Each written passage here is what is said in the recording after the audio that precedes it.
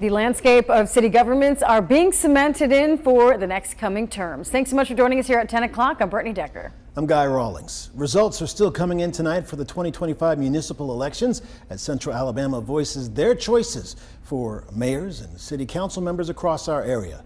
Our team is live and local following results from 3 of the biggest mayoral elections in our area, including Birmingham, where multiple challengers stepped up for hopes of earning their votes. In a heated race in Hoover after the city's police chief stepped away from his role to face incumbent looking for his 3rd term and final one in office. And the appointed mayor in Anniston looking to make her historic tenure in the role more permanent, but several others making that race a little more difficult. We begin tonight covering the results coming out of Birmingham. Yeah, 9 people eyeing for the position of mayor, including incumbent Randall Woodfin. Want to give you a look at the results that we've gathered so far on this race. You could see 75% of those votes, 24,000, over 24,000, going to Randall Woodfin, and really a vast majority here. Now, as you can see, Brian K. Rice, Jeremy Littlepage, Kamau Africa, and David Russell really combining for less than 5% of the vote, with 97% of the precincts reporting. Woodfin will be addressing his supporters momentarily at his live watch party. We are live there, and we will bring you that as soon as he steps to the podium. Yeah, we have our Jarvis Robertson there that's been with supporters for Woodfin all evening long, very loud. Of course, this was a highly anticipated race here in the city, and a lot of people gathering in support of the mayor. All right, let's go to Hoover, where Lisa Crane is standing by for results there. Lisa. Yeah, the city of Hoover now has a new leader. About a half hour ago, Mayor Frank Brocato conceded the election to his challenger, Chief Nick Durzis. Now, we don't know at this point whether Durzis has accepted that win, but I can tell you that it was a pretty sad time at the Brocato camp just a short time ago when he made that announcement. We heard from the mayor talking about his time, his 53 years he has given to the city of Hoover. A lot of sad eyes in the house as he made that speech earlier today. And I think we are hearing now from the Durzis camp. Is that right? Okay, this is a look at the Durzis watch party. As you can imagine, very excited in that area as the crowd hears that he has in fact been accepted or has gotten the win. It looks like, at least as far as Brocato is concerned, Durzis is the winner. He will officially now leave his job of the past 20 years as police chief and take the helm of the city. Tonight is not my victory, it's a victory for all of us. When we began the journey 6 months ago at Patton Creek, what did I say? The city looks tired. The people of Hoover spoke tonight. We're waking this place up.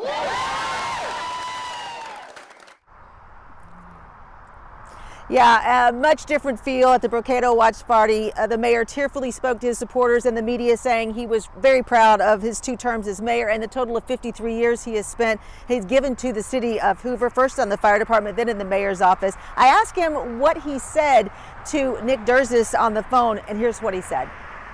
I said, Nick, I think you got it, buddy. He said, well, thank you. And we're friends. We've been friends for a long time.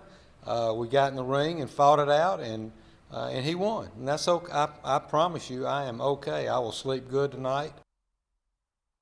So they will be working together very closely over the next few months, making this transition. Back to you guys in the studio. Thank you very much. Let's go back to Mayor Woodfin, the incumbent mayor, accepting his victory tonight. I love to see it. It's a pandemic.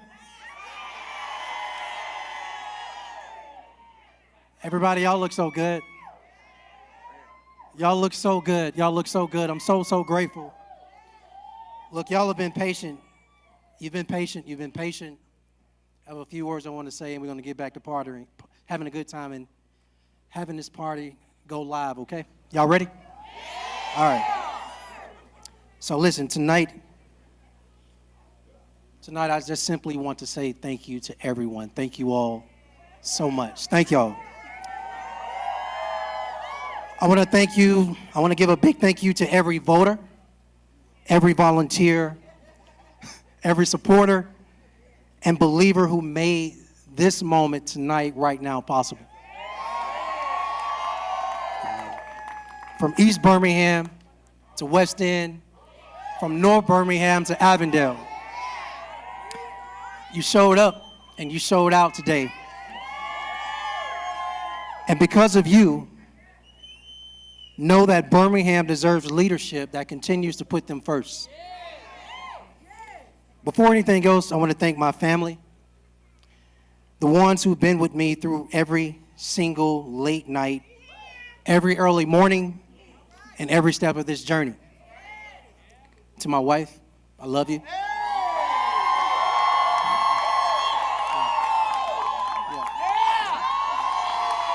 Yeah. I want to thank you for your patience, and I want to thank you for your unwavering strength. To our children, Love, Aubrey, and Mason. To Love, Aubrey, and Mason, I want to thank you for being my light and my joy and my reason. And the rest of my family you see on the stage, my dad, my stepmom, my mom, my sisters, my nieces, my nephews, my uncles, my aunts. Thank you for being the foundation, a true foundation that you built under me. To my campaign team and to Vote Shift, I just want to say I'm so proud of y'all. Y'all give it up to this campaign team.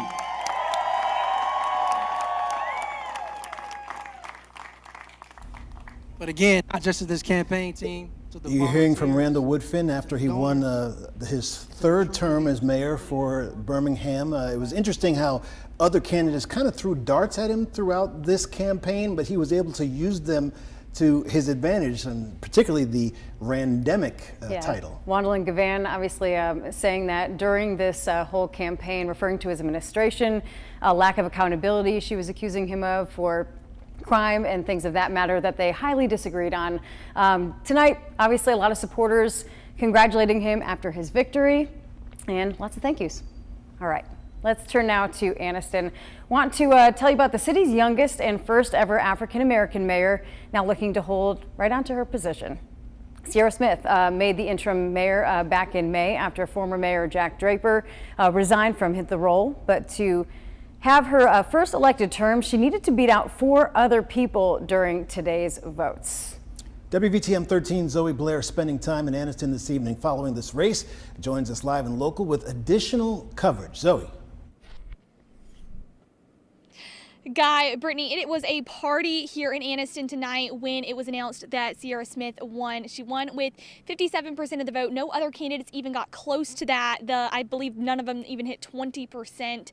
Like you guys said, she is the youngest and first African-American mayor elected here in Anniston, and she has been serving since she was 21 years old. She served on the Anniston City Council. She also served as vice mayor, which she was doing that whenever she was appointed to the actual mayor position here.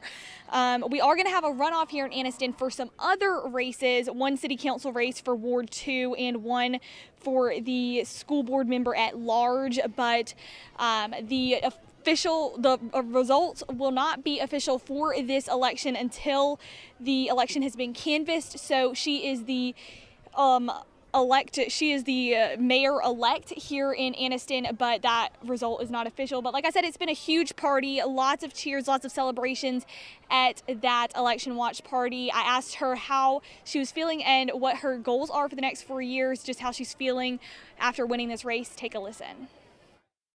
First of all, it's the greatest honor that people trust you enough to be responsible with their quality of life for the city, and so I'm extremely excited about that. It's an absolute honor. It's been the honor of my lifetime to serve as the mayor of the city of Anniston for the last 2 months, and I can't wait to see what we accomplish in the next 4 years.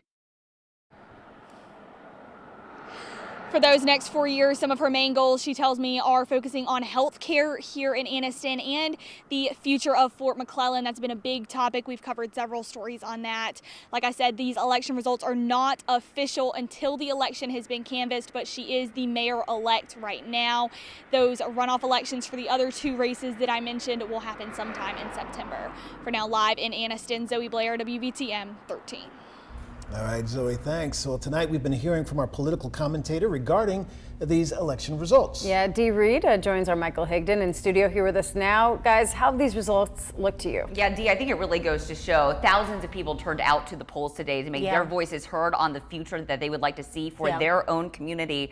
We touched on Anniston, Birmingham, and Hoover. What are your top takeaways from those 3 races? Ooh, so Mayor Woodfin kind of referenced the 99 neighborhoods in 23 communities. We called out East Side, West Side, and they overwhelmingly agreed with the direction that our city is headed in.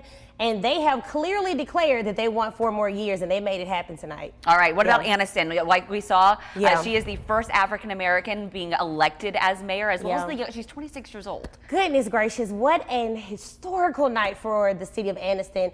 And I think that they were ready for fresh eyes, fresh vision, and they got just that. And I love how a lot of folks are speaking to the fact that they believe that Mayor Smith will now help other young folks kind of see themselves in our democracy, and not just on the sidelines, but truly in the game. And then we were talking about Hoover, the longtime police chief, Durzis.